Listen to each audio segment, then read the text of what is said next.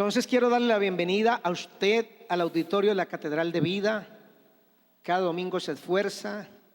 El domingo la mitad de ustedes me dijeron no somos de azúcar ni de chocolate. ¿Se acuerda qué pasó el domingo en la mañana? Llovió. Pero aquí estuvo un grupo diciendo ni de chocolate ni de azúcar. Ahí estoy en la jugada. Y le doy la bienvenida también a nuestros televidentes. ¿Cuántos alaban a Dios por nuestros televidentes? Fieles que domingo tras domingo, una señora por aquí del sector, cada que me ve me dice, pastor, ahí lo veo los domingos. Un señor que tiene una panadería me dice, pastor, ahí tengo el canal y lo veo y me edifico con los mensajes que transmiten a través del canal. Y a usted que está en la televisión, le invito para que agarre su Biblia y la abra en Mateo capítulo 24, versículos 6 y versículo 7, donde nos confirma las señales políticas de la política mundial antes, en los días, en las semanas, en los meses antes de la venida de Jesús. Dice, oiréis, oirán, escucharán ustedes. ¿De qué? De guerras y rumores. ¿De qué? De guerras, amenazas de guerras. Pero no se dejen llevar por el pánico. Es verdad, esas cosas deben suceder, pero el fin no vendrá inmediatamente después. Una nación se levantará, entrará en guerra contra otra y un reino contra otro. Le estoy compartiendo las señales, los signos, las luces que Dios le está encendiendo a este mundo y específicamente al pueblo de Israel concerniente a las últimas profecías para que se cumpla el plan diseñado por Dios. Ya le hablé de los signos que ocurrirán en el mundo o en el seno de la sociedad. Le hablé de las señales en este planeta Tierra. Le hablé el domingo pasado de las señales en el mundo religioso. Y hoy le voy a hablar de los signos de la política mundial. ¿Cómo está este mundo viviendo en la política? Medio mundo y un poquito más se rige por la democracia.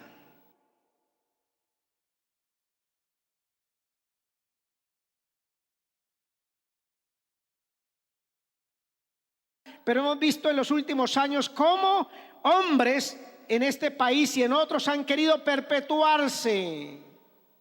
Algunos hasta por sécula seculón, como dice el buen latín. El domingo pasado, el anterior, le dijeron a un presidente del centro de Sudamérica que no querían más su reelección. Ya usted sabe quién es.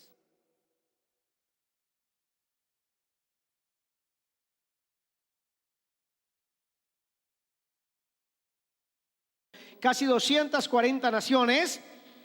Constantemente vemos a muchas de ellas en conflictos, en choques.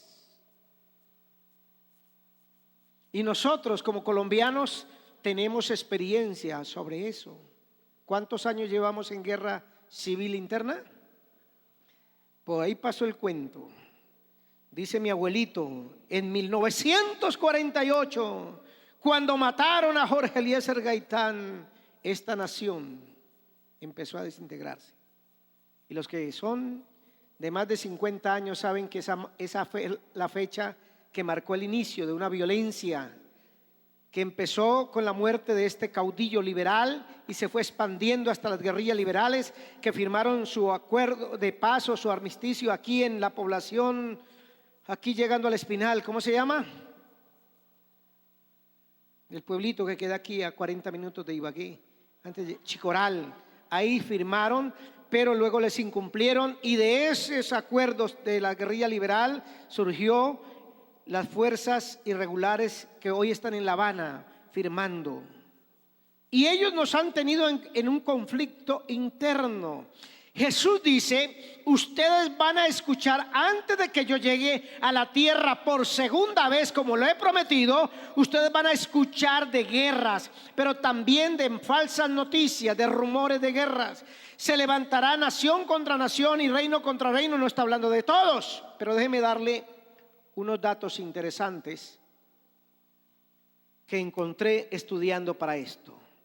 En el siglo pasado, o sea, en el siglo XX, hubo 2 guerras mundiales.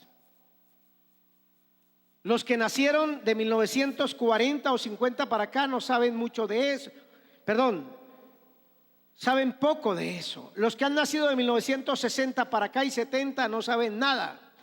Pero permítame decirle que la primera guerra abarcó un sinnúmero de naciones, especialmente en Europa y Europa Oriental. La Segunda Guerra Mundial ya tocó a América. Los Estados Unidos se metieron en ese conflicto, y entre las 2 guerras mundiales murieron más de 100 millones de habitantes del siglo pasado. Y uno diría: gracias a Dios que eso ocurrió en 1909 y en 1939 y terminó 4 o 5 años después con el armisticio. En el caso de la Segunda Guerra, con la rendición de Alemania y de Japón y de otras naciones, y los aliados impusieron. Pero aquí están las malas noticias. El periódico El Mundo tiene un documento en que hay en este momento en el mundo, óigame bien, hay en este momento cerca de 30 guerras. 30 guerras. Ya pasamos por la de Irak, la guerra de los Estados Unidos allí, y ya dejó de ser una noticia interesante. Pero hay guerra en Afganistán, en Angola, en Argelia, en Birmania, en Burundi, en Cachemira, en Colombia, en el Congo, en Corea, en Costa de Marfil, en Chechenia, en Filipinas, en Guinea Ecuatorial, en Kosovo, en Liberia, en México, en Nagorno-Karabaj, en Nepal, en Nigeria, en República Centroafricana, en Sahara Occidental, en Senegal, en Somalia, Sri Lanka, Sudán, Timor, Uganda y Zimbabue. Casi 30 conflictos, sin contar la última que estamos siendo testigos y donde hoy me quiero referir un poco más con la palabra del Señor: la reciente guerra de Siria. ¿Ha escuchado de la guerra en Siria? Donde están Bashar al-Assad, el presidente sostenido por Rusia y otros países aliados, está la contra, los que no están de acuerdo con él, y está el Estado ISIS. 3 fuerzas confluyendo en esa guerra. Pero ¿para dónde voy?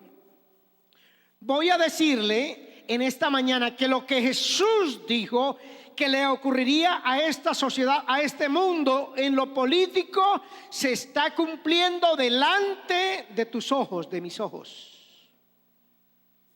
Que no necesitamos esperar 10 años más, ni 15 años más, ni 20 años más, ni 50 años más, para que lo que Jesús dice en el Evangelio de Mateo, en Lucas 21 y en Marcos 14 se cumpla delante. Somos la generación del cumplimiento de las señales, de los signos, de las luces que Dios ha propuesto prenderle a este mundo. Más de o alrededor de 30 conflictos, aparte de la guerra en Siria.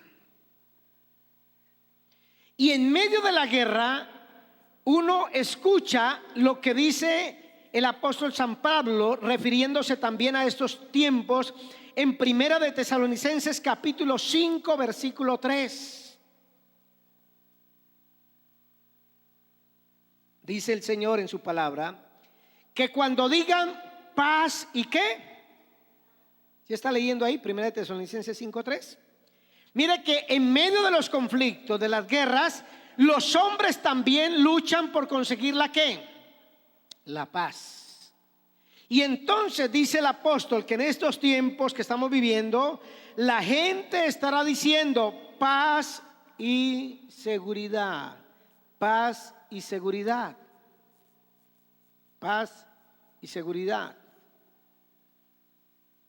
¿Ve lo conflictivo del ser humano?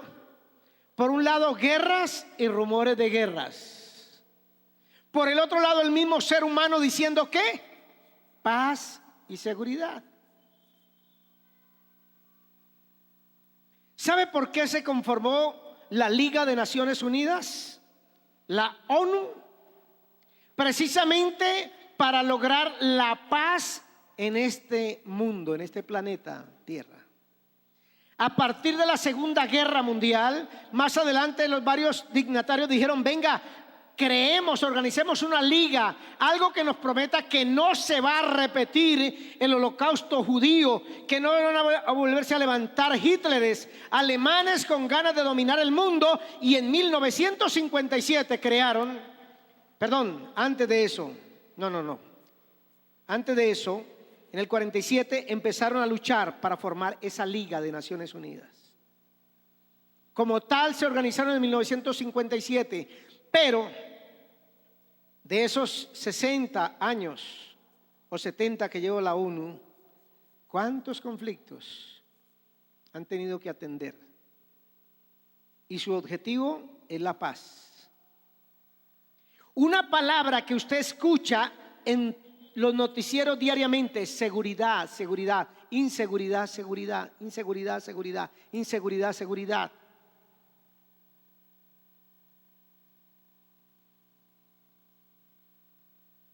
Fuimos a los Estados Unidos con mi esposa y estos benditos gringos se las tienen todas olidas, sabidas y por haber. Lo primero que me asombró es aquí en Bogotá, cuando usted va a pedir la visa, el tipo me dice: ¿cuántos hijos tiene? Y yo le digo: 2. Dice: no, señor. 4 hijos. Salí asombrado. Es decir, nos conocen, saben quiénes somos, y ellos saben perfectamente cuando usted va, si va a ir este año a pedir, ya ellos lo conocen a usted. Saben hasta qué marca de ropa usted utiliza, porque para eso usted tiene tecnología. ¿Aló? Ese celular no es solamente para hacer llamadas. Si usted cree que eso es nada más para comunicarse con la muchacha que tanto usted ama, o viceversa, debe decirle que ellos están sacándole información a usted. ¿Y saben por qué hacen eso? Porque ellos luchan y pelean en el mundo supuestamente por esa palabra que dice el apóstol San Pablo: seguridad. Porque en el año 2000, el 11 de septiembre del año ¿qué? 2002 fue, les partió a ellos la espina dorsal de la seguridad de su país. Los atacaron en la ciudad de Nueva York. 2 edificios que eran íconos, que eran los representativos de esa ciudad y del mundo capitalista, del mundo de los Estados Unidos, fueron derribados por terroristas de Al Qaeda. Y entonces han implementado, y ni se diga ahora en Europa, con los últimos atentados de ISIS en Francia, en Bélgica, en España, en el Reino Unido, la seguridad de estas naciones. ¿Aló? Y entonces los gobiernos trabajan a: tú me chuzas, yo te chuzo. Y en eso los colombianos también tenemos información. ¿Por qué buscan información? ¿Por qué buscan ellos los datos, etcétera, etcétera, de los contrincantes? Porque quieren tener paz y seguridad.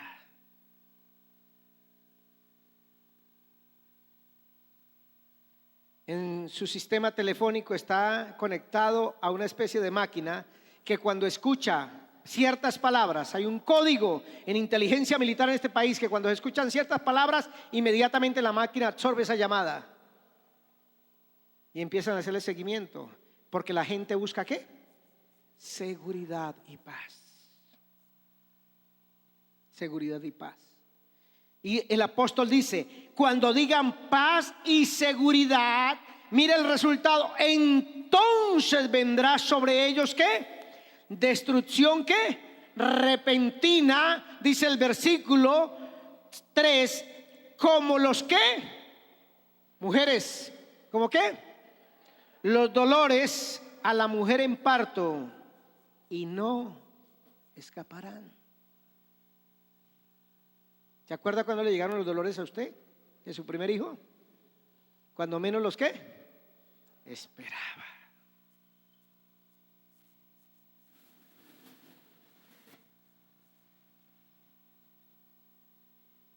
Entonces, por un lado, hermanos, tenemos el conflicto, 30 conflictos en el mundo, y por el otro lado, el hombre mismo buscando ¿qué? Paz y seguridad. Esa es la realidad de nuestro mundo. Y Jesús dijo, venga, cuando estén en estas circunstancias, levanten sus rostros, porque ya su redención, su rescate está cerca. ¿Cuántos esperamos ser rescatados por el Señor? Ahora, ¿cómo anda el mundo? El mundo se divide en potencias y superpotencias. Entonces, déjeme hablarle por el lado de América, que hay una potencia que está ahí supuestamente defendiéndonos, los Estados Unidos.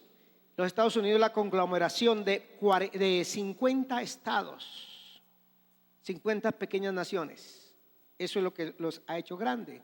Unir a estados como Puerto Rico, como Miami, como Colorado, Texas, etcétera, etcétera, y se unen, y entonces ellos descubrieron que en la unión había fuerza, y esa es una de las primeras potencias. Pero por allá por el Asia está otra superpotencia que se llama China. China está dominando al mundo en lo económico, pero también en lo tecnológico, en lo militar. China estornuda y a nosotros nos da resfriado. Mire la realidad. ¿Por qué el gobierno nuestro está buscando recursos y cobrar los impuestos de donde sea usted con su carrito modelo 89 y se lo valora a tiempo actual porque necesita dinero? ¿Sabe por qué? Porque China dejó de consumir todo el petróleo que necesitaba. Se estancó, se paralizó la producción china, y entonces hay superproducción de petróleo en el mundo y los precios bajaron. Después de más de $100 de valor que se pagaba por un barril de petróleo, ahora se pagan 30, 32, $34 máximo. China, potencia en el mundo. Casi la mitad de los productos que usted tiene en tecnología y en otras cosas son, dice, made in China. Hasta la ropa, zapatos económicos, bolsos, tinturas para el cabello, etcétera, etcétera. Chino. Otra potencia, Alemania. Después de la guerra se fortificó y luego unió a la otra Alemania, pero ellos descubrieron que solos no podían. Entonces empezaron en 1957 a buscar la mancomunidad económica europea. Y empezaron 7 naciones europeas. Años después ya eran 10 y cambiaron el nombre de Comunidad Económica Europea a Unión Europea, como se llama actualmente. 27 naciones se están integrando. Y pastor, ¿por qué nos cuenta eso? Porque quiero que vaya conmigo a la palabra del Señor para que se dé cuenta que lo que está sucediendo en el mundo con las potencias, superpotencias o como le queramos llamar, países emergentes o países desarrollados, no es otra cosa que lo que dice Daniel capítulo 2. Profeta Daniel capítulo 2.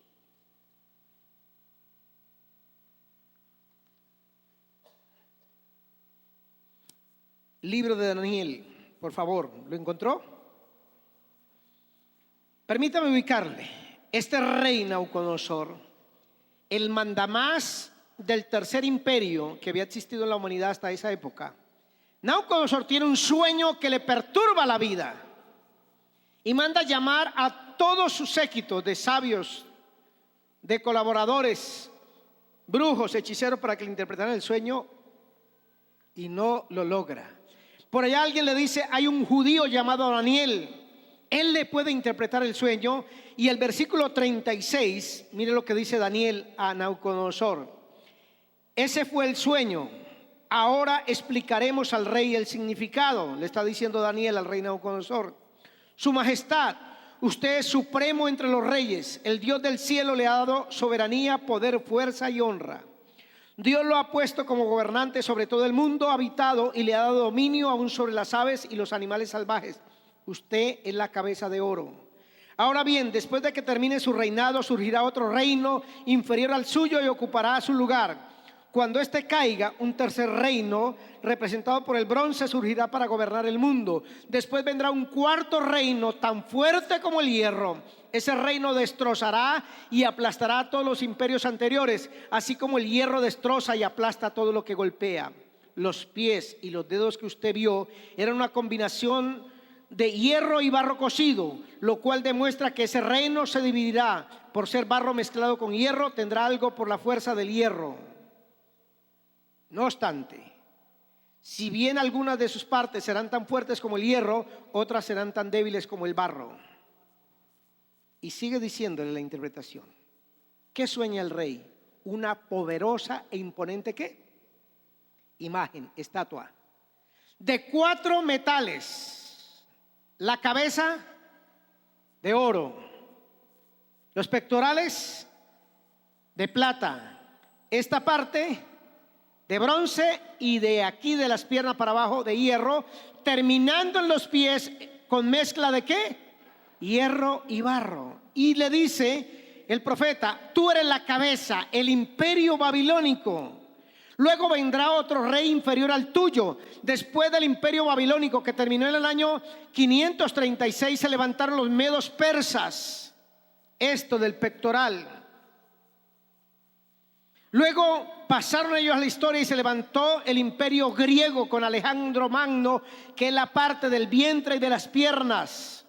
Y luego que pasó la historia del imperio griego, surgió el imperio romano en el año 163 antes de Cristo. Y cuando nuestro Salvador nació, estaba mandando en el mundo ¿quién? El imperio romano. Y el Señor dice también, le dice al profeta, al rey Nabucodonosor, también ese reino será destruido, aunque él aplastará a todos los demás. De hecho, Roma es la bestia indescriptible del capítulo 7, que no voy a hablar ahora, pero fue un imperio que aplastó a los demás con la bota militar desde Italia, desde Roma, la capital de Italia, se extendió por todo el mundo y su fuerza estaba en el poder bélico militar. Miles de esclavos ayudaron a construir la ciudad de Roma. Los cientos de miles de caminos del imperio, miles de personas dieron sus vidas. Los acueductos, las obras espectaculares de los romanos, miles y millones de esclavos dieron su vida. Y entonces dice el Señor que de esos restos del imperio romano se levantarán 10 reinos. El imperio romano terminó para algunos historiadores en el año 406, cuando vino la última invasión de los godos, visigodos a Roma, y terminaron con el imperio y ya no hubo más imperio. Luego de esos restos se levantaron gente militarmente poderosa como Ludovico, como Otto el Grande. En tiempos del siglo pasado se levantó Mussolini, Hitler, Napoleón, en el siglo anterior Napoleón, todos con la misma idea de levantar el grandioso imperio romano. Ya usted me está bostezando, ya estoy cansón con esto, ya me voy para la palabra porque a usted no le gusta esto de que le hable de historia. Le entiendo perfectamente. Su bostezo me dice, no me interesa, pastor, lo que usted me está predicando. Ya voy para allá. ¿Dónde quiero ir, hermano? De ese imperio romano, de los restos, dice la palabra 10 dedos. 10 dedos. Que se tratan que están compuestas, de barro y de hierro. ¿Aló? El poder de la dictadura ahora con el poder de la democracia. Y es curioso que de lo que era el poderoso antiguo imperio romano, y usted coge un mapa del antiguo Imperio Romano dibujado y lo coloca encima de lo que es Europa,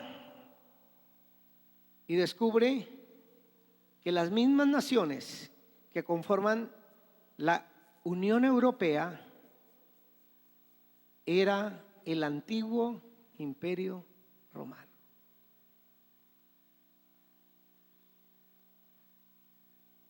¿Cuál es el problema de la Unión Europea? De lo que la palabra de Dios dice, no se pueden unir como no se puede unir ¿qué? Hace un mes los ingleses se pararon y dijeron, no vamos a pertenecer más a la Unión Europea. De hecho, ellos no han aceptado el euro como moneda oficial. Todas esas 27 naciones tienen euro. El Reino Unido no. Conserva su libra esterlina. Tratan de mezclarse, pero como hierro y barro no se mezclan. Sistemas de gobiernos completamente distintos, mientras que los países europeos como Alemania, como Francia, como España, como otros de ese entorno, son netamente democráticos. Hay países de Europa Oriental, como Turquía, como Grecia, que tienden al imperialismo. Todavía queda vestigios de los imperios que representaron los siglos pasados. ¿Qué le quiero decir con esto, hermanos? Que la Unión Europea, que ahora es una de las superpotencias, es el cumplimiento a lo que Daniel capítulo 2, Daniel capítulo 7 y Daniel capítulo 11 ha predicho el Señor acerca de los tiempos finales. Y me quiero ir todavía un poquito más allá. Venga, que no me quiero pasar de las 10 de la mañana. Muy bien. Que solamente me den las 11 acá. Vaya conmigo, para que usted se meta en lo que le está sucediendo en esa guerra en Siria, la entienda proféticamente. Libro de Ezequiel, por favor, profeta Ezequiel. Vaya conmigo a Ezequiel, capítulo 36, 37 y 38. Por supuesto, no lo vamos a leer todo porque no alcanza el tiempo.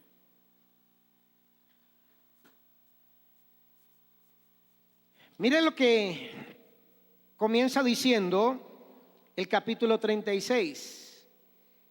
Hijo de hombre, profetiza a los montes de Israel y dales este mensaje. Oh montaña de Israel, oigan la palabra del Señor. Esto dice el Señor soberano: sus enemigos se mofaron de usted diciendo, ajá, ahora las alturas antiguas nos pertenecen. Y empieza Dios en ese pasaje, en ese capítulo, a darle promesa a su pueblo que volverá a su tierra ¿qué? Prometida, a ese pedacito de tierra que se llama Israel en este momento. Los judíos y su tierra son como el colombiano y su mamá. ¿Cómo somos los colombianos con la madre? Uno. Por eso le decimos al otro, no me eche la madre porque le va mal, porque mi mamá y yo somos uno solo. Judíos y tierra son uno solo. Y aquí los judíos están dispersados a causa de sus pecados, fueron llevados a Babilonia, y Dios promete en el capítulo 36 que los restaurará. Sí regresaron, pero en el año 66 levantaron una revuelta contra el Imperio Romano y los sacaron de Jerusalén, y en el año 132 volvieron a levantar una nueva rebelión y fueron arrojados so pena de muerte de volver a Jerusalén. Así es que del año 135 más o menos de nuestra era, los judíos están regados por Europa, por Asia y hasta por América. Y por allá el profeta hace una pregunta retórica, dice, ¿nacerá una nación en un día? Y la respuesta es sí. Eso es increíble, eso no lo entiende nadie. Las naciones se forman a través de los ¿qué?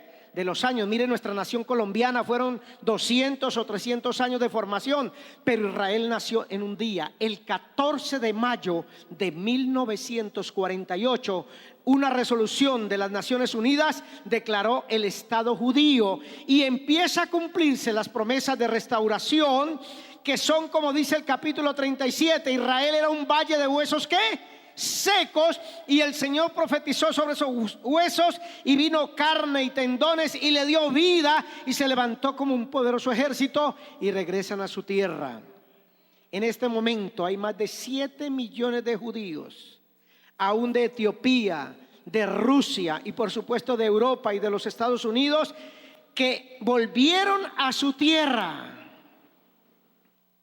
Pero viene el capítulo 39. Perdón, capítulo 38, discúlpeme, capítulo 38. Mira lo que dice.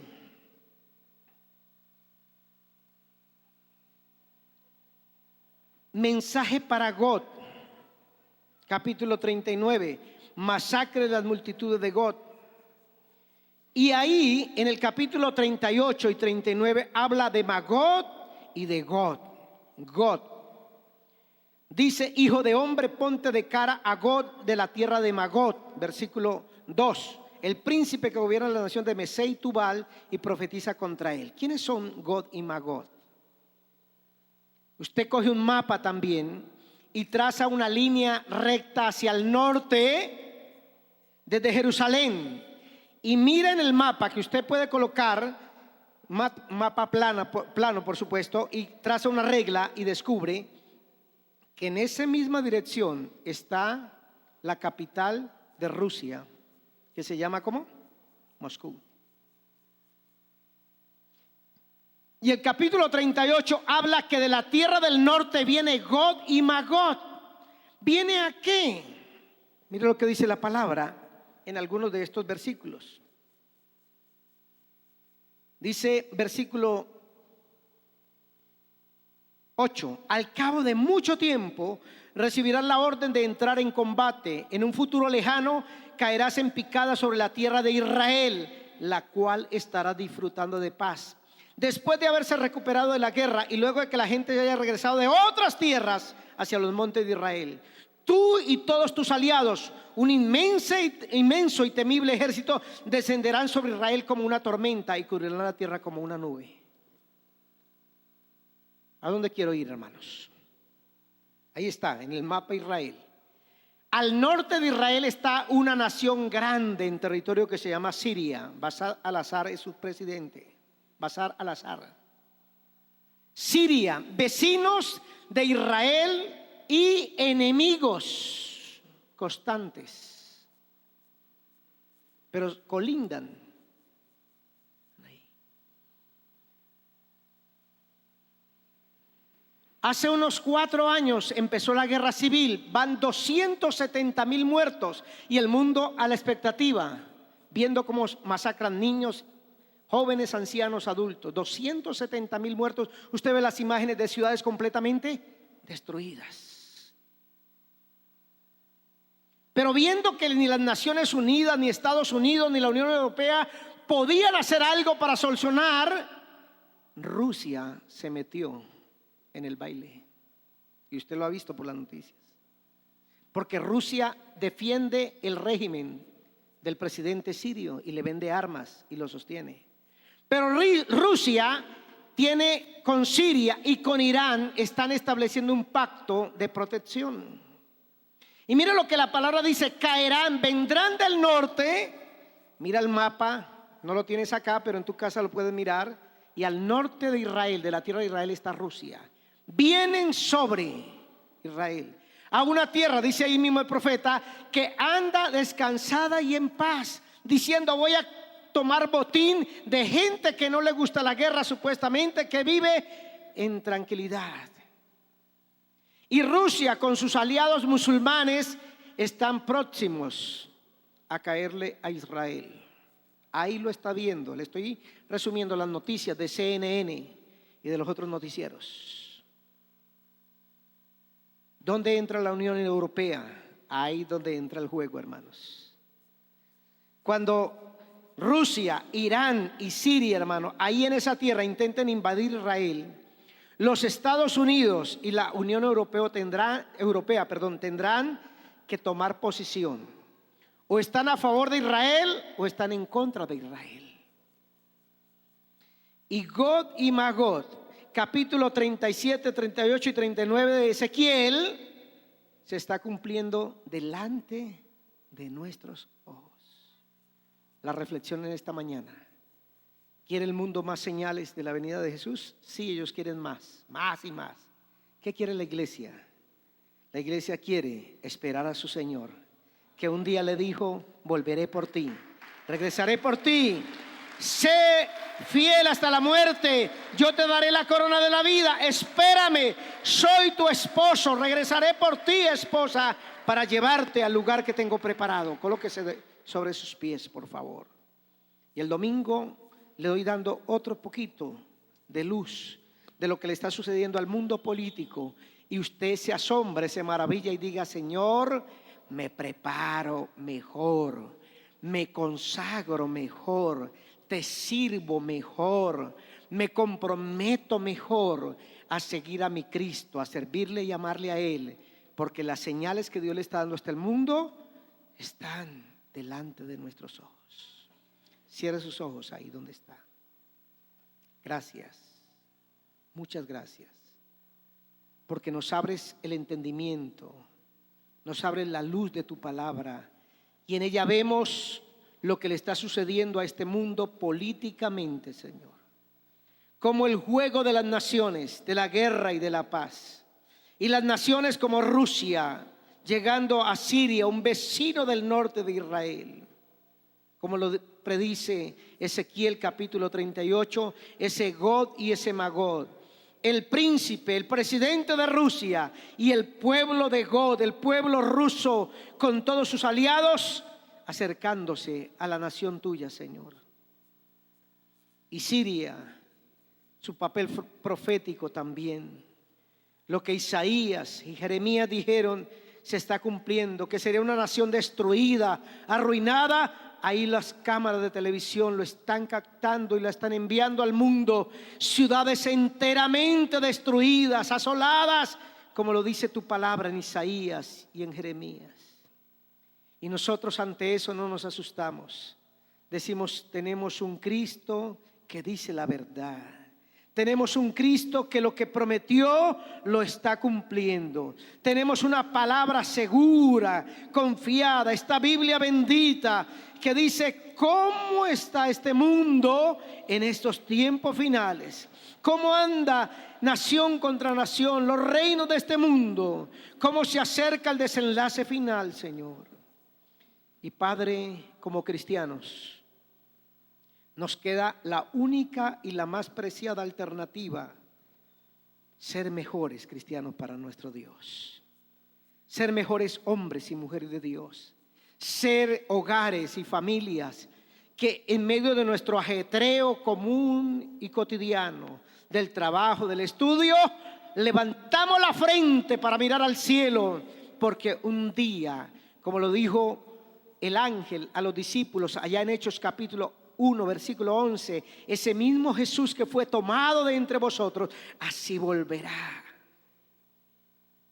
Y esperamos ese regreso maravilloso del Señor.